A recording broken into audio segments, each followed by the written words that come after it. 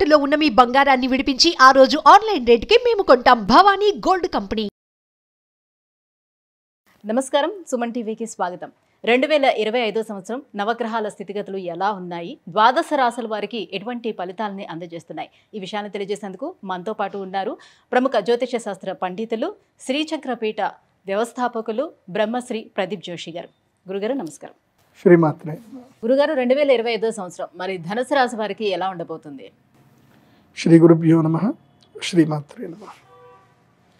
ధనుసు రాశి వారికి ఏంటంటే మంచి సమయం, వీళ్ళకి ధనయోగ సమయం అయితే ఉంది. ధనయోగం అంటే మహాద్భుతమైన ధనయోగం ఉంది. ఈ సంవత్సరం ఎవరైనా మంచి ధనవంతులు ఎవరైనా అవుతారో, అన్నిట్లో నుంచి అంటే గతములో నుంచి మొత్తం బయటకు వచ్చి కొత్తగా జీవితం ఎవరైనా స్టార్ట్ చేస్తారు అంటే ధనుసు రాశి వారే. ముఖ్యంగా ఈ 30 to 35 ఏజ్ నుంచి 48 ఏజ్ వరకు ఎవరైతే ఉంటారో వీళ్ళకి ఇది సూపర్ టైం. ఇది ఎందుకోసమంటే గతంలో ఏలినాటి శని అయిపోయి, తృతీయ శని అయిపోయి 7.5 సంవత్సరాల వరకు, 7.5 అయిపోయింది, మళ్ళీ 2.5, మొత్తము 10 సంవత్సరాలు. 10 సంవత్సరాల పాటు ధనుసు రాశి వారికి ఏవైతే ఇబ్బందులన్నీ జరిగాయో అవి అన్నీ పోయి ఇప్పుడు వాళ్ళకి హ్యాపీనెస్ దొరుకుతుంది. సో ధనుసు రాశి వారు రిలాక్స్ అయ్యే టైం ఇది. సో అమ్మయ్యా అని అనుకునే టైం ఇది. అండ్ వీళ్ళ ఇన్వెస్ట్మెంట్స్ కానీ, వీళ్ళ యొక్క హార్డ్ వర్క్ కానీ, వాటన్నిటికీ ఇది ఫ్రూట్ఫుల్ టైం. వీళ్ళ కష్టానికి తగ్గ ఫలితం దొరుకుతుంది, కీర్తి ప్రతిష్టలు కూడా దక్కుతాయి, అంత బాగుంటుంది. అయితే గృహత్యాగం చెయ్యాలి, అది గుర్తుపెట్టుకోండి. అంటే విదేశీ యోగం బాగా సిద్ధిస్తుంది. తర్వాత ఇంకోటి ఏంటంటే ఇల్లు ఏమైనా కొనుక్కున్నా కట్టుకున్నా మంచిదే ఇప్పుడు. కాకపోతే ఏంటంటే ఒకటి, ఈ ఉమ్మడి కాపురంలో మాత్రం కొన్ని చిచ్చులు అవుతాయి. ధనుసు రాశిలో ఎవరైతే ఉమ్మడి కాపురంలో ఉంటారో వాళ్ళకి మాత్రం సపరేట్ కాపురం పెట్టాల్సిన పరిస్థితులు వస్తాయి. అది కూడా మంచిదే, పెద్దగా ఇబ్బంది ఏం కాదు. కొంచెం అమ్మ నాన్నకి దూరం అవ్వడము అట్లా జరుగుతుంది. అది కూడా పెద్దగా నష్టం ఏం లేదు, బట్ ఇట్స్ ఓకే. లైక్ స్థిరాస్తుల విషయంలో ఏమైనా చిక్కులు చికాకులు ఉంటాయి, వాటి అన్నిటి నుంచి వస్తాయి. అది మంచిదే, కాకపోతే వాటికి మంచి రిజల్టే వస్తుంది. కొంచెం బాధ అనిపిస్తుంది కానీ మంచి రిజల్టే వస్తుంది. దీనివల్ల పెద్ద నష్టం ఏం లేదు. వాహనాలు కొనుక్కుంటారు, స్థిరాస్తులు కొనుక్కుంటారు. కొంచెం ధనుసు రాశి వారికి మంచి సమయమే, మరి అంత అనర్థం కాదు. కాకపోతే స్టార్టప్స్ పెట్టండి, బిజినెస్ చేయండి.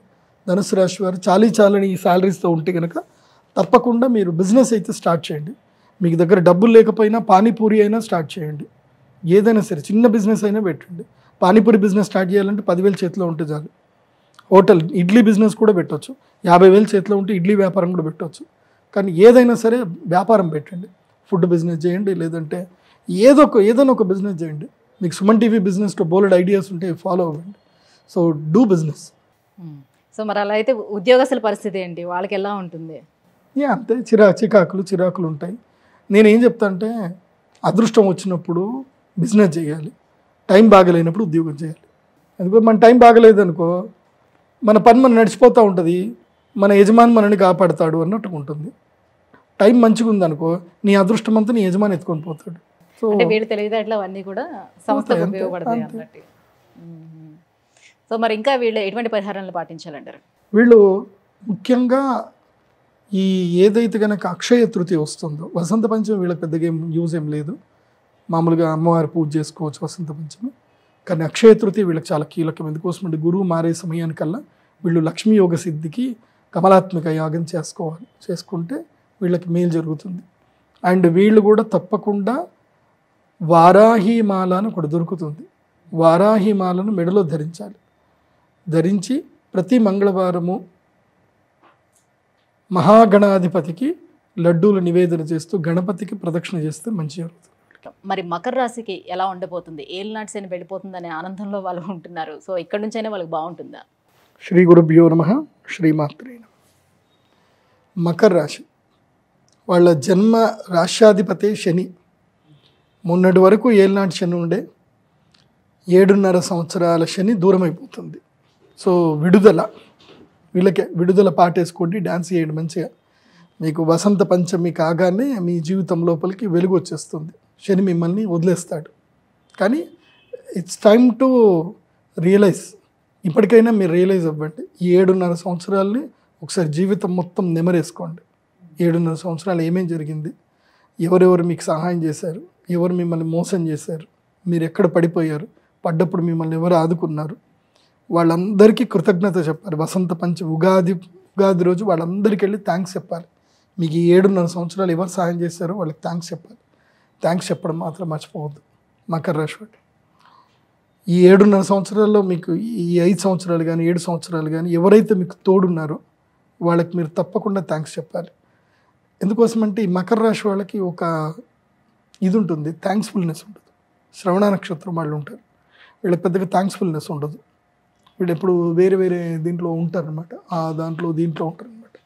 ధనిష్ట కూడా అంతే, వీళ్ళకి చేసావు దాంట్లో ఏముంది అని అంటారు. థ్యాంక్స్ఫుల్నెస్ లేకపోతే జీవితంలో ఇబ్బంది పడాల్సి వస్తుంది. ఎందుకోసమంటే మీకు ఈ సంవత్సరం నుంచి మీరు అదే థ్యాంక్స్ఫుల్నెస్ కనుక చూపించకపోతే వాళ్ళు మీకు మళ్ళీ కష్టం వచ్చినప్పుడు ఆదుకోరు, గుర్తుపెట్టుకోండి.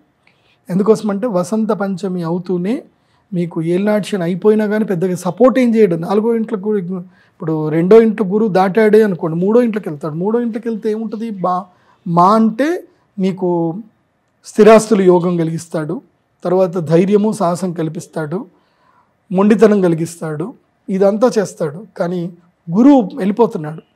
గురువు ఎక్కడ మొన్నటిదాకా పంచంలో ఉండే ఇప్పుడు 6వ ఇంట్లోకి వచ్చేసాడు కదా. 6వ ఇంట్లో గురువు వచ్చాడు అనుకోండి, అయిన వాళ్ళకి మీరు ఎవరికైతే మీరు గ్రాటిట్యూడ్ చూపించలేదో వాళ్ళు మీకు శత్రుత్వం చూపిస్తారు. ఇంకా ఎందుకోసమంటే ఇప్పుడు అవసరానికి మనకు ఒకళ్ళు ఆదుకున్నప్పుడు వాళ్ళ అవసరం అప్పుడు మనం వెళ్ళలేదు అనుకోండి, అప్పుడు వాళ్ళు అంటారు నీ టైం, నీ కష్టం వచ్చినప్పుడు నేనున్నా, నా కష్టం వచ్చినప్పుడు నువ్వు రాలే కదా, నేను చూసుకుంటాను నిన్ను అని అంటారు. నిజమైన గట్టి శత్రువులు వాళ్ళే. యాక్చువల్లీ మన యొక్క మర్మం మొత్తం తెలిసిన వాడే మన నిజమైన శత్రువు, గుర్తుపెట్టుకోండి. మన యొక్క రహస్యాలన్నీ తెలిసిన వాడిని మనం ఎప్పుడు కాపాడుకోవాలి. అలా కాపాడుకోలేదనుకోండి వాడే శత్రువు అవుతాడు.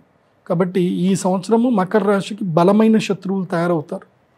సో శత్రువులు తయారవ్వకుండా జాగ్రత్త పడండి, అంతే. మిగతా అంతా ఆటోమేటిక్గా అన్నీ జరిగిపోతాయి.